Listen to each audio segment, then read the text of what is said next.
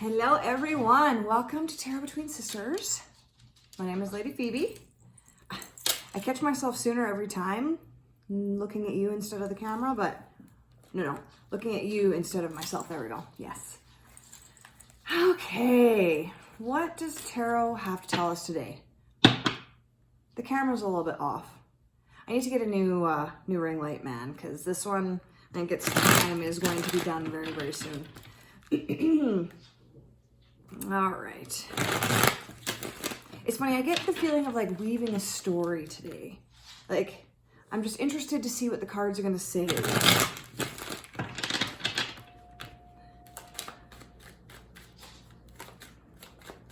So without further ado, let's start it up.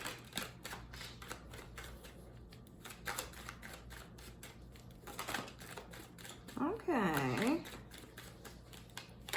Ooh. It's funny. I think I got a flipper. Yeah, okay. She likes to come out a lot, man.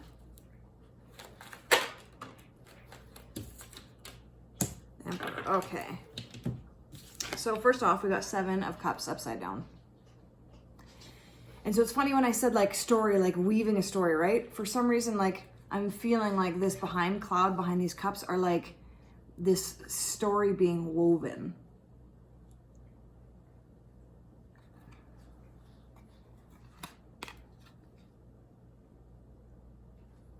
Seven of Cups is traditionally about too many choices. Like there's just so many choices and it can be a little bit overwhelming because when you have 2 choices, sometimes it's hard to make a decision. And this has 7, right? So it just seems like there's a lot going on that you're not really filtering through things properly. And then she came out. And so it kind of means that, like, I don't know, to me, I'm getting this, you're trying to do it all on your own. That you're really trying to do it without asking for guidance or trusting your intuition. So it's almost like you're going outside of yourself too much for answers rather than going inside.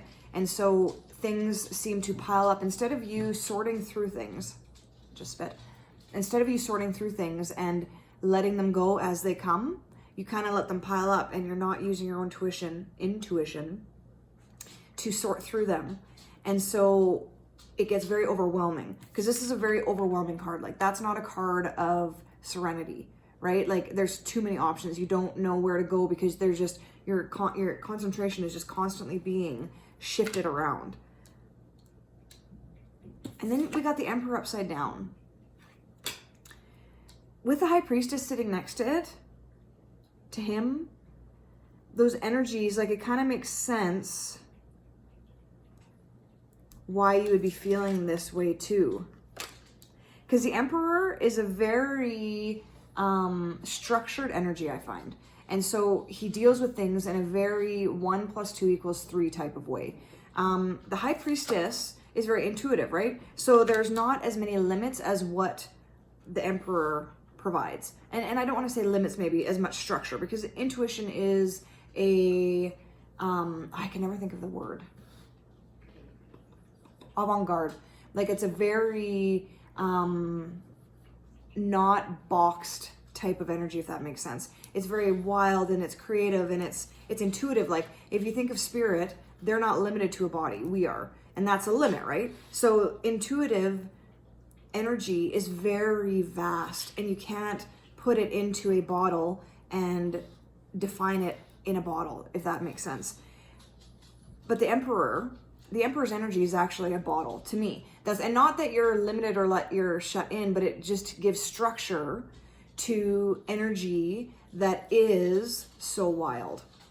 So it's funny that these two are coming out together because with the Emperor being upside down, it's almost like, oh, I can't decide if this is too much structure or not enough. That you've had too much structure or not enough. Let's see. Queen of Pentacles, sideways though, she was sideways. Okay.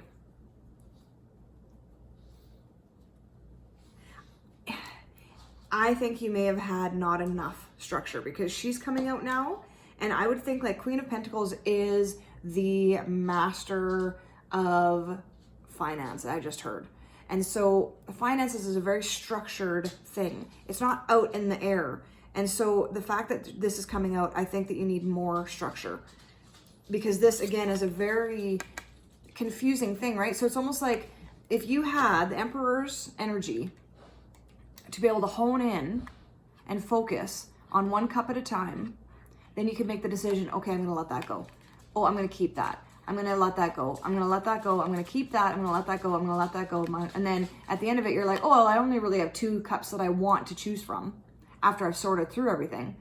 And so now I'm really only choosing between 2 cups instead of 7.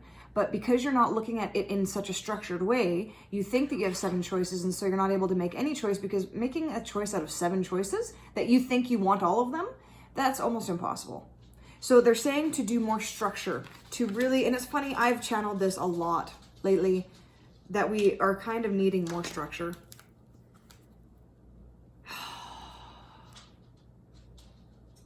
So it's funny, because in the world right now, the energies are one of chaos. And I know that that sounds weird to say, and it sounds weird to kind of hear. But if you think of what's happening, there's been a lot of shifts and changes in the world and in things. And I feel this restructuring happening. Whatever that means, whatever, but I feel a restructuring happening. So it's almost like when,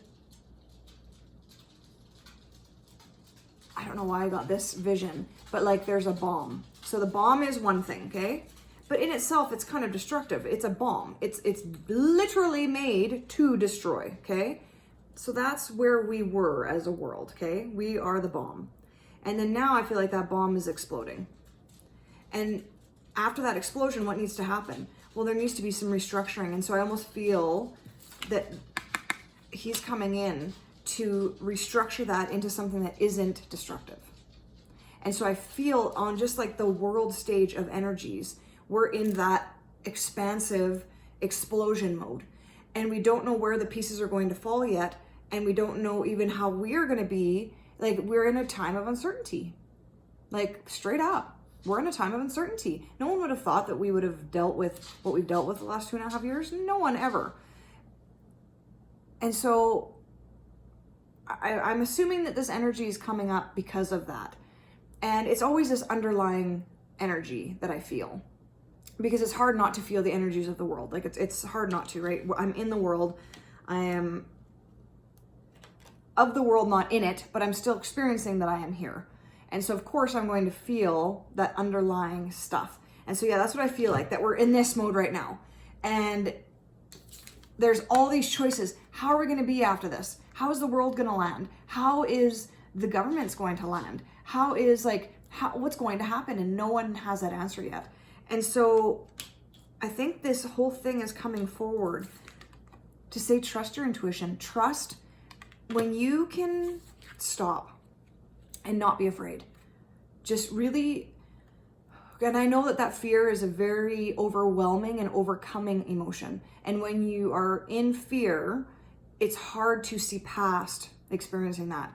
But if you can quiet down yourself, if you can quiet down yourself, because that's what it is, right? It's us screaming in our head, be afraid, be afraid. And it's been all around us the last 3 years. It's been around us for a lot longer than that. It just hasn't been so obvious. It's been very obvious the last 3 years. Be afraid. And so we're being asked, and I think she comes out in almost every single reading that I do.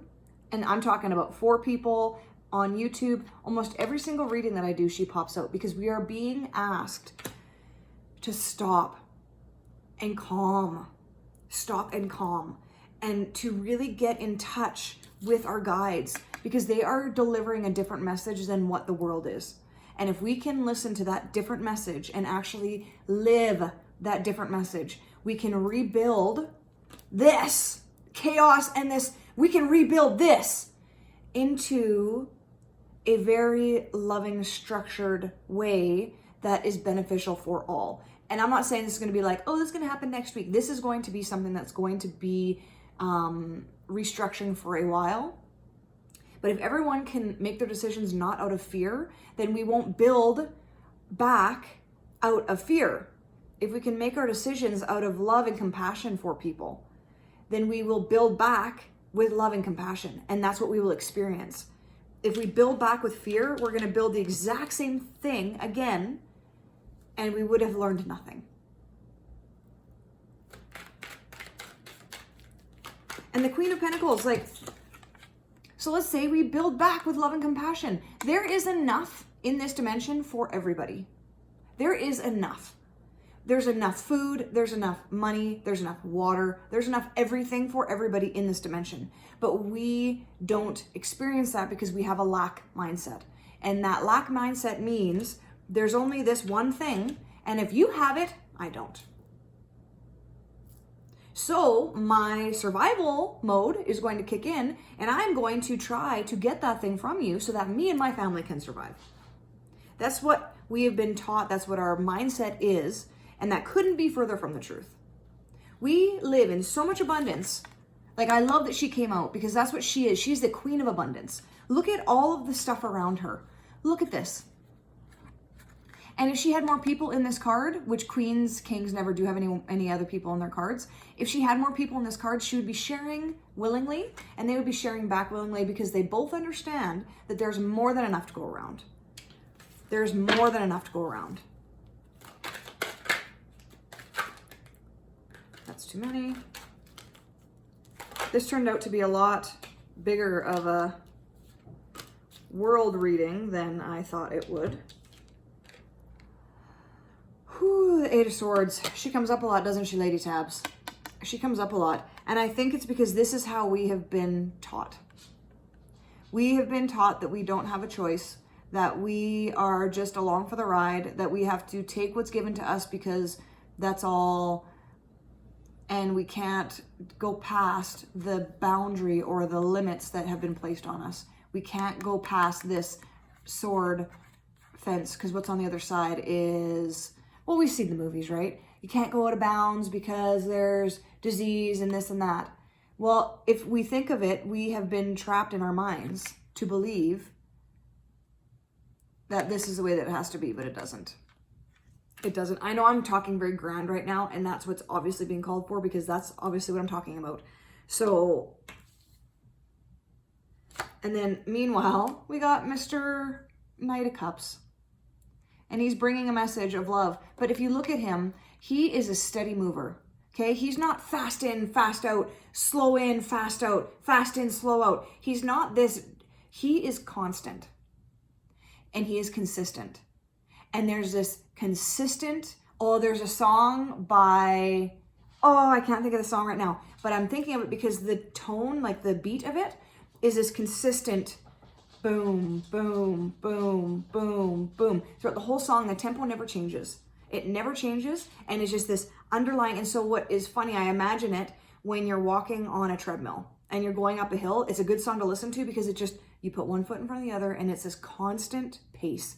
That's what he's reminding me of right now. And so he's consistently and constantly bringing love to you. There's no falter. There's no hitch. There's no preventing him from delivering and bringing this message of love. And that's what our guides do. That's our guides. Our guides are this consistent message of love that's just undercurrenting our whole life. And it's just constant, And so if we can realize how much we distract ourselves with the materialistic things of this world and how scared we are of not having enough of it. What a trick. What a trick to make us think that we have to have all of these things in order to be happy, when in reality, all of our happiness lies within. All of it. There's not one thing outside of us that can provide more happiness, love, and care than what can happen when we go in. There's not one thing outside of us. Full stop. There's not one thing outside of us. Our reality, our truth is inside. We are not trapped. We are not blindfolded with our hands tied behind our backs, unable to do anything. We have been told that we are. And our ego sure backs that up and says, well, you can't do anything to change this. What are you going to do? What are you going to do? That is not the truth. That is not the truth. Like, we have all of these very strong cards. Even look at this. This is a 6 card. We have 6 cards down now so far, okay? We have two that are telling us, well, we got to be distracted by all this shit and we're trapped. We can't do anything about it. We have to wait for someone to come release us. We can't be in charge of this. It's not up to us. And we have 4 cards telling us the complete opposite. So even in this spread, this is the odd man out. This is the energy that is not true and is the lesser of the 2 energies. And yet this is the energy that we listen to. This is the energy that we tend to look at for guidance.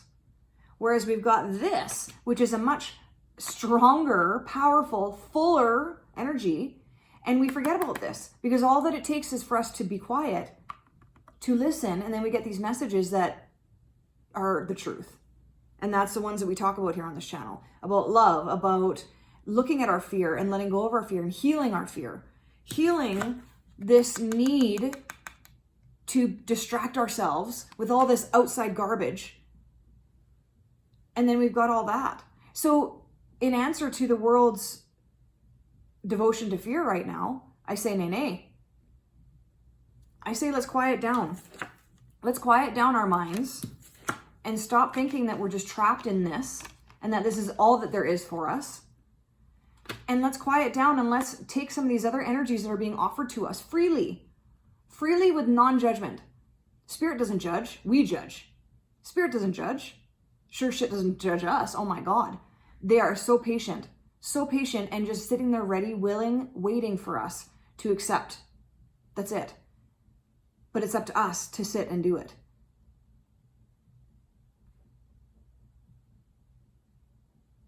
So if you want your undercurrent of energy to change from fear to love and hope, this is how you start doing it. You just need to sit and start quieting yourself and stop running outside to buy a new car, a new house, get a new girlfriend, have some more sex, get some more jewelry, and let's even get some more cards. I need to buy more tarot cards because then I'll be happy. I need to get some more crystals. Then I'll be happy. I need to get some more candles. Well, then I'll be happy.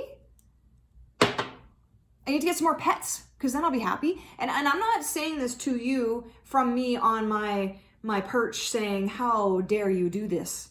I every time I talk just like my guides are like, Phoebe, listen up, yo. And I get it. I have, look at all of those shelves full of cards.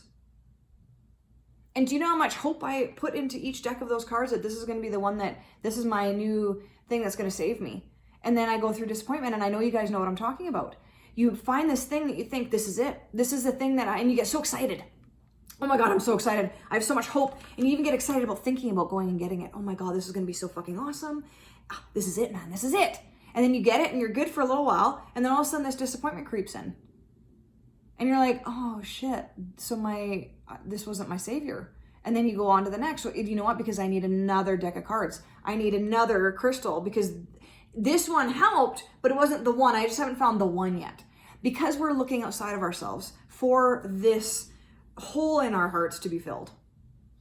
But there's nothing outside of us that can fill this. And let me tell you this too. We are actually not empty. We don't have a hole in our heart. We've just been made to think that we do. And that's actually one of the first things that need correct. Is that we aren't this pitiful, hopeless, broken being that needs to have something to fix us. There's nothing we need to fix. We just need to fix the idea that we need to be fixed. And it just goes in. It's going in. We need to go in. And yes, it's so cliche. Every time that you tell someone when they're new on a spiritual path or whatever, start meditating. You got to start meditating. You got to start meditating. I get sick of saying it. I get sick of hearing myself say it. I get sick of everyone saying it because that's like so cliche. You got to meditate. You got to meditate. But I'll tell you, guess what? You got to meditate. Trust me, I wish that there was some fucking answer that was like, oh my God, I pulled this fucking oracle card, man, and I'm enlightened now. You got to start meditating. You got to start questioning these belief systems that you've put your whole life into that have brought you nothing but looking further. That's all that it's brought. That's all that it's brought. It's brought another road for you to choose to walk down there instead of actually stopping. Remember, meditating. Instead of stopping and going, what the fuck am I doing? Like, what the fuck am I doing? Why do I keep on searching for this thing outside of me when I know deep down, I know that all I need to do is stop and go within. Like, I know that. I know that.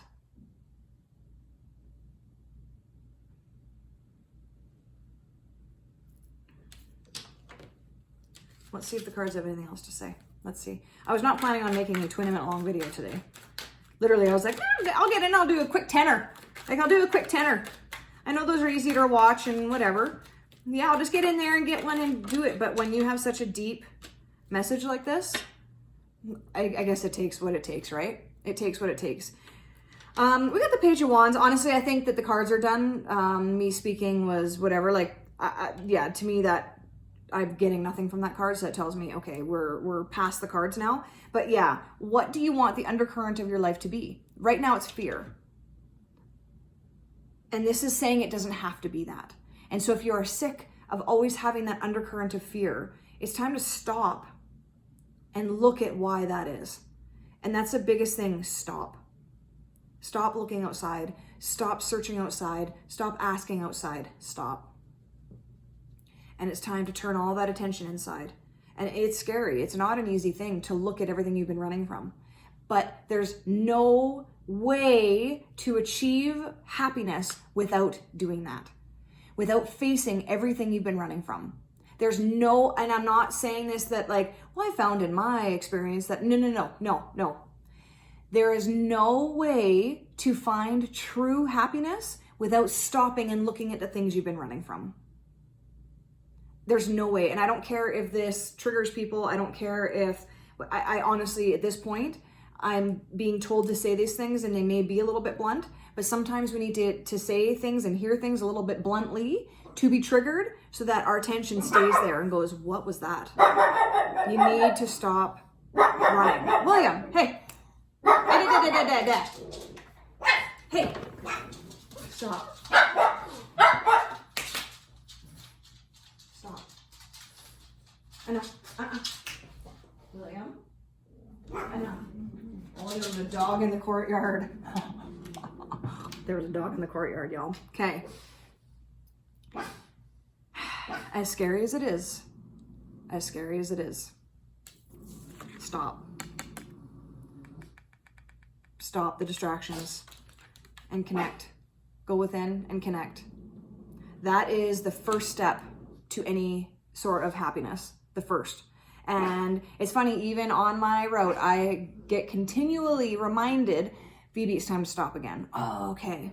Because it's a constant decision. It's not something that you stop once and then you heal something once and then you're like, yeah. No, you feel better and you feel happier every time you do it, but it's a consistent thing. Remember what I said in the beginning, the constant love. That's what it is. It, as constant as that love is being offered to you, you constantly have to choose it. And you constantly have to choose to let go of what's in the way of experiencing that. He is really upset that there's a dog in the courtyard. William, he's gone. He's gone, buddy. Come on. He's gone. You're like, I'm pissed, Mom. I'm not going on your lap. I'm too mad. Okay, William, he's gone. I know. Come on. Come on. There. So yes, as constantly as it's being offered, you have to consistently choose it. And choose against living in fear or running from fear. And choose to look at it instead. And it's a constant thing. And the more you do it, the easier it is to choose it and the less that big fear hill looks. Because it does get less. Every time that you heal something in that I'm going to call it a fear hill. Every time that you heal something, it does get smaller and smaller. You may not be able to see it and you may not experience it right away, but you will start experiencing it. You absolutely will. But you need to consistently choose to look at it and consistently choose to stop running from it. And so just as consistent as spirit is, even if that's what you can get from looking within, is just to feel that or learn how to be consistent. That's what the Course in Miracles has actually taught me, because I have consistently been doing it for 7 years now, almost 8. And I thought at first, when I first started doing it, I'm like, oh, this is like a year thing. I do it, and then I'm like, oh my God, I'm enlightened. As I'm doing the course, I'm realizing, oh, this is like a lifetime thing. This is a lifetime choice that I have to keep making to heal. This isn't something that's going to be a one and done or a quick in and a quick out. This is that constant choice to choose love and to choose looking at my fear. And then to choose again once I've looked at the fear. And that is love that I'm choosing again. And then I choose love again. And then I choose to look at my fear with the help of spirit. And I choose to choose love. It's a constant choice that you need to make, because you've been consistently choosing fear. Whether you know that you're making that choice or not, you have consistently been choosing fear. And so you need to, instead of consistently choosing fear, consistently choose love. And then when you start doing that, then the fear comes up and you'll look at it, but you won't stay there. You'll look at it and you'll heal it, and then you'll go back to choosing love. And then the fear comes up again, and then you look at it and you heal it, and then it goes away. And it's not the same thing that you're healing. It's parts maybe of the same thing, but it's never the same thing. If you've healed something, that's gone. That's gone. And just things may appear to come up in the same way, and you're just pecking away at healing that. And so it's just this constant choice for you to choose love and to choose what you really are. You're not this fearful being, you're a loving being. You've just been choosing love, and so you're experiencing and you're empathizing with fear. It's now time to turn it over. It's time to turn it over. Turn it over and over. It's time to turn it over. All right, I think that is it for today. Choose love, then choose love again. And be compassionate to yourself, be compassionate to others. Mwah! Bye.